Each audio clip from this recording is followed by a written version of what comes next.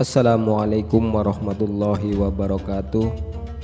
Sahabat Refresh yang dimuliakan Allah Subhanahu wa Ta'ala, semoga kita selalu dalam keadaan sehat walafiat. Amin ya rabbal alamin. Kali ini Refresh Channel akan membacakan kisah Fairuz Ad-Dailami. Kisah ini diambil dari surau.co. Siapa dan apa kiprahnya Fairuz Ad-Dailami? Simak video ini sampai selesai agar tidak salah paham.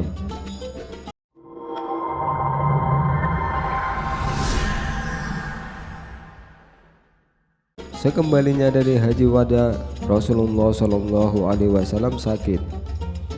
Berita tentang sakitnya Rasulullah Shallallahu Alaihi Wasallam ini pun menyebar ke seluruh jazirah Arab. 3 orang tokoh muslim yang berpengaruh murtad dari agama Islam begitu mendengar berita tersebut. Mereka adalah Aswad al-Ans di Yaman, Musailama al-Kazzab di Yamama, dan Tulaiha al-Asadi di perkampungan Bani Asad. Ketiga-tiganya mengklaim diri sebagai nabi yang diutus kepada kaumnya, sebagaimana Nabi Muhammad SAW yang diutus kepada Quraisy. Aswad al-Ans adalah tukang sihir yang menyebar kejahatan dengan mengelabuhi mata korbannya dengan menggunakan musyawwidz, semacam alat sulap untuk menyihir mata orang-orang. Al-Ans bertubuh kekar dan kuat, pandai bicara dan menyesatkan orang. Ketika itu pemerintahan di Yaman dipegang oleh golongan Abna yang dikepalai oleh pemimpin mereka Fairuz Ad-Dailami, sahabat Rasulullah SAW. Abna adalah nama bagi golongan masyarakat Yaman. Bapak mereka orang Persia yang merantau jauh dari negeri mereka, dan ibu-ibu mereka adalah orang Arab. Raja Yaman saat itu adalah Badzan. Ketika Islam meluaskan dakwahnya, Badzan menjadi raja sekaligus kuasa Kisra, Maharaja Persia. Orang yang mula-mula menjadi pengikut gerakan Aswad al-Ans adalah kaumnya sendiri, Bani Majij. Dengan pengikut-pengikutnya itu, mula-mula Aswad menerkam Sana'a. Syahar putra Badzan dibunuhnya. Istri Syahar putri Dadzan dikawininya dengan paksa. Dari Sana'a, Aswad al-Ans menyerang daerah-daerah lain, sehingga dalam tempo singkat daerah yang luas bertekuk lutut di bawah kekuasaannya hampir mencapai seluruh daerah antara Hadramaut hingga Taif dan antara Bahrain hingga Aden. Ketika Rasulullah SAW mendapat laporan tentang gerakan Aswad al-Ans yang murtad dan mencaplok Yaman, beliau mengutus 10 orang sahabat membawa surat kepada para sahabat yang dianggap pantas di Yaman. Isi surat tersebut memerintahkan mereka untuk bertindak menumpas bencana yang membahayakan iman dan Islam. Beliau memerintahkan supaya menyingkirkan gerakan nabi-nabi palsu. Setiap sahabat yang menerima surat perintah tersebut segera tergugah untuk melaksanakannya. Orang yang mula-mula bertindak melaksanakan perintah Rasulullah SAW adalah Fairuz Ad-Dailami. Fairuz kemudian menemui Dadzan, saudara sepupunya. Setelah itu mereka berdua menemui Qais dan menunjukkan surat Rasulullah SAW kepadanya. Mereka juga mengajak Qais segera bertindak sebelum terlambat. Qais dengan senang hati menerima ajakan mereka. Bahkan ia berjanji akan menumpas Aswad dari dalam. Dadzan adalah putri paman Fairuz yang dikawini secara paksa oleh Aswad setelah membunuh suaminya Syahar bin Badzan. Dialah yang memegang peran penting dalam pembunuhan Aswad, sang nabi palsu. Dadzan kemudian menceritakan seluk-beluk istana ketika Fairuz mengunjunginya. Ternyata tiap ruangan di istana Aswad dipenuhi para pengawal. Hanya satu bangunan dalam istana itu yang tidak dikawal, yakni sebuah ruangan dalam puri. Kamar tersebut tidak dikawal karena telah dikelilingi parit dan terletak agak jauh. Dari sini ke sana ada lapangan. Bila malam sudah mulai gelap, lubangilah kamar dinding itu. Nanti kamu akan memperoleh senjata dan lampu di dalam. Aku akan menunggumu di sana. Sesudah itu masuklah ke ruangan dalam, maka bunuhlah dia, kata Dadzan pada Fairuz. Tetapi melubangi dinding tembok seperti puri itu bukanlah pekerjaan mudah. Jika kebetulan ada orang lewat, tentu dia akan berteriak memanggil pengawal. Akibatnya akan buruk sekali, kata Fairuz sedikit keberatan.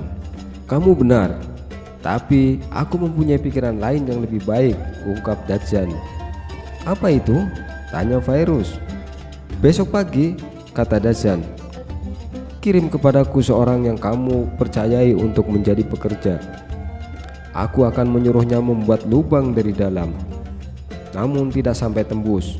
Tinggalkan setipis mungkin, supaya kamu dapat mencoblosnya dengan mudah di malam hari. Cara yang baik sekali, timpal Fairuz. Setelah itu, Fairuz pergi memberitahu rekan-rekannya tentang rencana yang telah disepakati dengan Dadzan. Mereka menyiapkan segala sesuatu, bertindak dengan sangat hati-hati dan rahasia, serta menetapkan kata-kata sandi. Aksi akan dilakukan esok hari di waktu fajar. Ketika malam mulai gelap dan waktu yang ditentukan sudah tiba, Fairuz dan kawannya pergi ke sasaran. Dinding yang dimaksud berhasil tembus dengan mudah. Mereka kemudian masuk ke dalam gudang dan mengambil senjata yang telah disiapkan Dadzan. Setelah itu mereka mengelilingi Puri Aswad. Dadzan telah berdiri di muka pintu. Dia memberi isyarat kepada Fairuz dan kawannya. Begitu masuk kamar, mereka mendapati Aswad tengah tidur mendengkur. Fairuz kemudian mengayunkan pedangnya ke leher Aswad yang membuatnya melenguh seperti sapi, kemudian menggelepar-gelepar. Ketika pengawal mendengar lenguhan Aswad, mereka datang ke Puri lalu bertanya kepada Dadzan, "Ada apa?" "Tidak ada apa-apa, kembalilah kalian. Nabi Allah sedang mendapat wahyu," kata Dadzan. Para pengawal kembali tanpa curiga sedikit pun. Fairuz dan kawannya tetap berada di istana hingga fajar. Setelah terbit fajar, Fairuz naik ke sebuah pilar lalu berseru lantang, "Aku bersaksi bahwa tiada Tuhan selain Allah, dan aku bersaksi bahwa Muhammad SAW utusan Allah. Dan aku bersaksi bahwa Aswad al-Ans sesungguhnya adalah seorang pendusta." Kalimat terakhir adalah sandi yang telah mereka sepakati antara Fairuz dan kawan-kawan muslim lainnya. Mendengar teriakan Fairuz, kaum muslimin berhamburan ke istana dari segala penjuru. Para pengawal terkejut kebingungan. Perang tanding pun berkecamuk di pagi buta itu. Fairuz kemudian bergegas kembali ke Puri dan mengambil kepala Aswad yang telah lepas dari tubuhnya. Begitu kembali ke tengah pertempuran, ia langsung melempar kepala itu ke arah para pengawal istana. Melihat kepala Aswad menggelinding di hadapan mereka, nyali prajurit istana pun langsung ciut. Sebaliknya, kaum muslimin kian bersemangat menyerbu dan menyerang musuh-musuh Allah. Pertempuran pun usai dengan kemenangan di pihak kaum muslimin. Begitu matahari mulai menebar kehangatan cahayanya, Fairuz menulis surat kepada Rasulullah SAW menyampaikan kabar gembira bahwa musuh-musuh Allah telah ditumpas habis. Namun ketika utusan kami sampai di Madinah, mereka mendapati beliau berpulang ke rahmat Allah. Kata Fairuz lirih, Rasulullah SAW wafat tidak lama setelah menerima wahyu yang mengabarkan bahwa Aswad al-Ans telah terbunuh persis saat kejadian. Maka beliau bersabda kepada para sahabat, "Aswad al-Ans telah meninggal dunia tadi malam, dibunuh oleh orang yang penuh berkah dan berasal dari rumah tangga yang diberkahi." "Siapa orang itu wahai Rasulullah?" tanya para sahabat. Beliau menjawab, "Fairuz." Fairuz menang.